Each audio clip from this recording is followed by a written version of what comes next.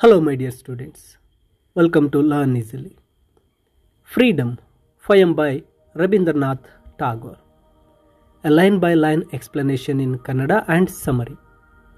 ವಿದ್ಯಾರ್ಥಿಗಳೇ, ರವೀಂದ್ರನಾಥ್ ಟಾಗೋರ್ ಅವರು ಬರೆದಿರ್ತಕ್ಕಂತಹ ಫ್ರೀಡಮ್ ಪದ್ಯದ ಕನ್ನಡದ ಎಕ್ಸ್ಪ್ಲನೇಷನನ್ನು ಲೈನ್ ಬೈ ಲೈನ್ ನೋಡ್ತಾ ಸಾಗೋಣ. ಇಲ್ಲಿ ಈ ಒಂದು ಪದ್ಯವನ್ನು ಬರೆದಿರ್ತಕ್ಕಂಥ ಮೇನ್ ಥೀಮನ್ನು ನೋಡಿದಾಗ the poet wishing that country has to be free from fear. ನಮ್ಮ ಭಾರತ ಮಾತೆಯು ಭಯದಿಂದ ಮುಕ್ತವಾಗಬೇಕು. ಈ ಒಂದು ಸ್ವಾತಂತ್ರ್ಯ ಅಂತಕ್ಕಂಥದ್ದು ಬ್ರಿಟಿಷರಿಂದ ನಾವು ಮುಕ್ತರಾಗಬೇಕು. ಅದರ ಜೊತೆಗೆ ಆ ಒಂದು ಭಯ ಅಂತಕ್ಕಂಥದ್ದು ನಮ್ಮಿಂದ ಹೊರಟಾಗಲೇ ನಮಗೆ ನಿಜವಾದ ಫ್ರೀಡಮ್ ಅಂತಕ್ಕಂಥದ್ದನ್ನು ಈ ಪದ್ಯದ ಮೇನ್ ಥೀಮ್ ಆಗಿ ಬಳಸಿದ್ದಾರೆ. ಅದರ ಜೊತೆಗೆ ಸೋಷಿಯಲಾಜಿಕಲ್ ಆ್ಯಂಡ್ ಸೈಕಲಾಜಿಕಲ್ ಆಗಿ ಸಹ ನಮಗೆ ಫ್ರೀಡಮ್ ಬೇಕಾಗಿದೆ ಅಂತಕ್ಕಂಥದ್ದನ್ನು ತಿಳಿಸ್ಕೊಡ್ತಾ ಇದ್ದಾರೆ. ಇಲ್ಲಿ ಮೊದಲನೇ ಸಾಲಿನಿಂದ ಪ್ರಾರಂಭ ಮಾಡ್ತಾ ಇದ್ದಾರೆ. Freedom from fear is the freedom I claim for you my motherland.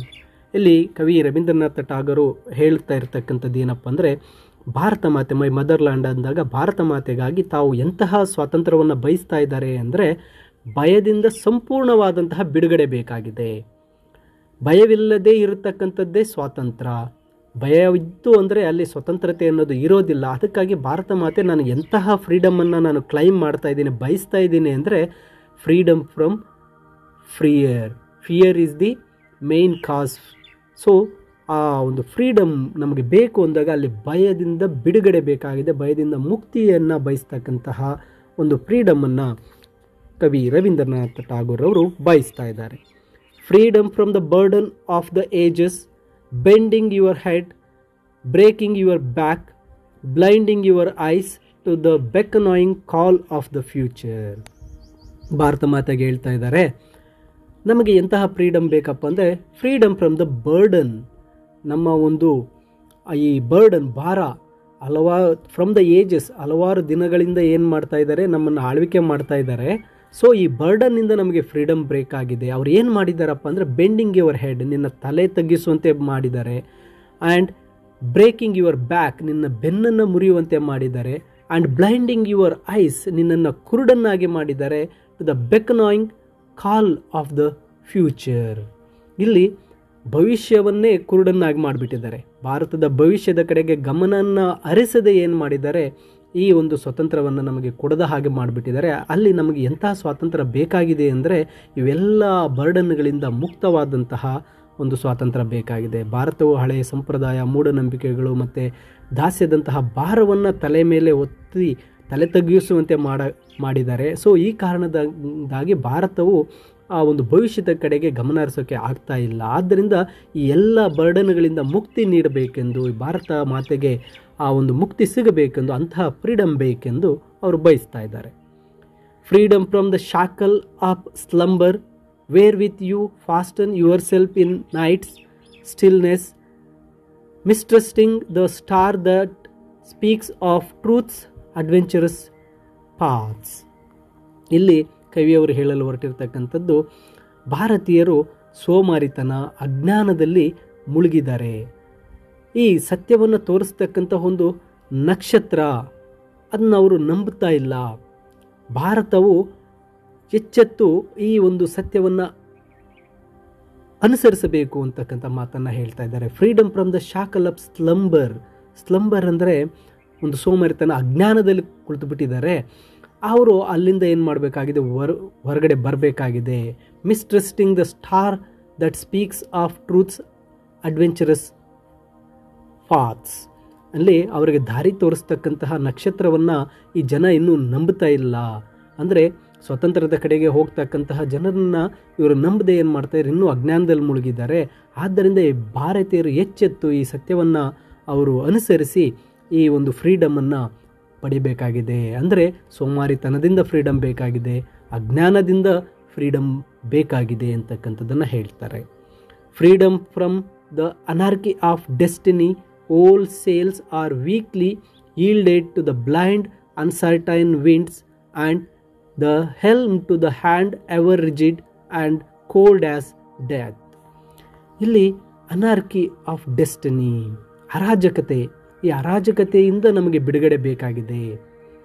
ಇಲ್ಲಿ ಆ sails weakly yielded to the blind uncertain winds. Sails ಅಂದಾಗ ಈ ಹಡಗು, ನಮ್ಮ ಹಡಗುಗಳು ಹೇಗೆ ಹೋಗ್ತಾ ಇದೆಯಪ್ಪ ಅಂದರೆ ಕುರುಡಾಗ್ಬಿಟ್ಟಿದೆ.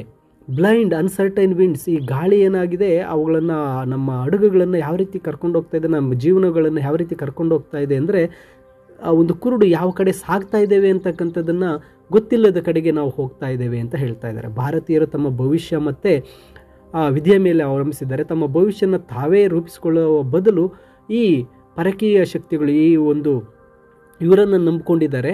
ಅವರು ಯಾವ ಕಡೆಗೆ ನಮ್ಮ ಭವಿಷ್ಯನ ಕರ್ಕೊಂಡು ಹೋಗ್ತಾ ಇದ್ದಾರೆ ಅಂತಕ್ಕಂಥದ್ದೇ ಗೊತ್ತಿಲ್ಲ.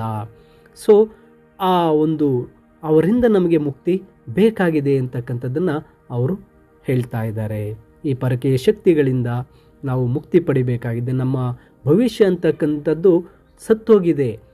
It is rigid and cold as a death.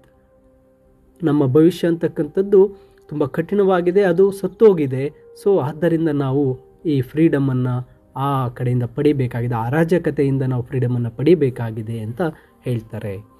Freedom from the insult of dwelling in a puppet's world where movements are started through brainless wires, repeated through mindless habits, where figures wait with patience and obedience for the masters of show to be stirred into a mimicry of life.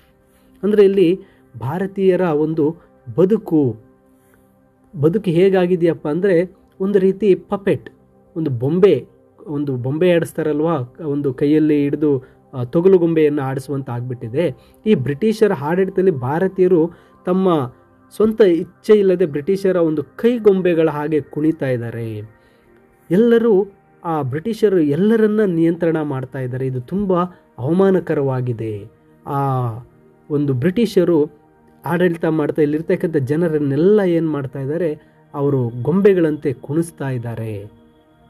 ನಮಗೆ ಆ ಒಂದು ಇನ್ಸಲ್ಟಿಂದ freedom ಬೇಕಾಗಿದೆ. ಭಾರತೀಯರ ಬದುಕು ಒಂದು ಗೊಂಬೆಯಾಟದಂತಾಗಿದೆ. ಬ್ರಿಟಿಷರ ಆಡಳಿತದಲ್ಲಿ ಭಾರತೀಯರು ತಮ್ಮ ಸ್ವಂತದಂತೆ ಯಾವುದನ್ನು ಮಾಡೋದಕ್ಕೆ ಆಗ್ತಾ ಇಲ್ಲ. ಅವರ ಕೈಗೊಂಬೆಗಳಾಗ್ಬಿಟ್ಟಿದ್ದಾರೆ. ಆ ಗೊಂಬೆ ಚಲನೆ ಎಲ್ಲವನ್ನ ಬ್ರಿಟಿಷರೇ ಏನು ಮಾಡ್ತಾ ಇದ್ದಾರೆ, ಕಂಟ್ರೋಲ್ ಮಾಡ್ತಾ ಇದ್ದಾರೆ. ಇದು ತುಂಬ ಅವಮಾನಕರ ಸಂಗತಿಯಾಗಿದೆ. ಸೊ ಆದ್ದರಿಂದ ನಮಗೆ ಆ ಒಂದು ಅವರಿಂದ ಒಂದು ಫ್ರೀಡಮ್ ಬೇಕಾಗಿದೆ. ಈ ಒಂದು ಪದ್ಯದ ಮೂಲಕ ರವೀಂದ್ರನಾಥ ಟಾಗೋರ್ ಅವರು ಭಾರತ ಮಾತೆಗೆ ಯಾವ ರೀತಿಯಲ್ಲಿ ಒಂದು ಫ್ರೀಡಮ್ ಬೇಕಾಗಿದೆ, ಸ್ವತಂತ್ರ ಸಿಗಬೇಕಾಗಿದೆ ಅಂತಕ್ಕಂಥದ್ದನ್ನು ವರ್ಣಿಸ್ತಾ ಸಾಗಿದ್ದಾರೆ. ಈ ಒಂದು ಕನ್ನಡದ ಸಿಂಪಲ್ ಸರಳವಾದಂಥ ಎಕ್ಸ್ಪ್ಲನೇಷನನ್ನು ನೀಡಿದ್ದೇನೆ. ಅದರ ಜೊತೆಗೆ ನಿಮಗೆ ಸಮರಿಯ PDF ವಿಡಿಯೋದ ಡಿಸ್ಕ್ರಿಪ್ಷನಲ್ಲಿ ನೀಡಿದ್ದೇನೆ. ನೀವು ಡೌನ್ಲೋಡ್ ಮಾಡಿ ಓದ್ಕೊಳ್ಳಿ ಅಂತ ಹೇಳ್ತಾ, ನಿಮಗೆ ವಿಡಿಯೋ ಇಷ್ಟ ಆಗಿದ್ದರೆ ಲೈಕ್ ಮಾಡಿ, ಹಾಗೆ ನಿಮ್ಮ ಸ್ನೇಹಿತರಿಗೆ ಶೇರ್ ಮಾಡಿ, ತಪ್ಪದೆ ಲರ್ನ್ ಈಸಿಲಿ ಚಾನಲ್ಗೆ ಸಬ್ಸ್ಕ್ರೈಬ್ ಮಾಡಿ ಅಂತ ಹೇಳುತ್ತಾ ಎಲ್ಲರಿಗೂ ಧನ್ಯವಾದಗಳು.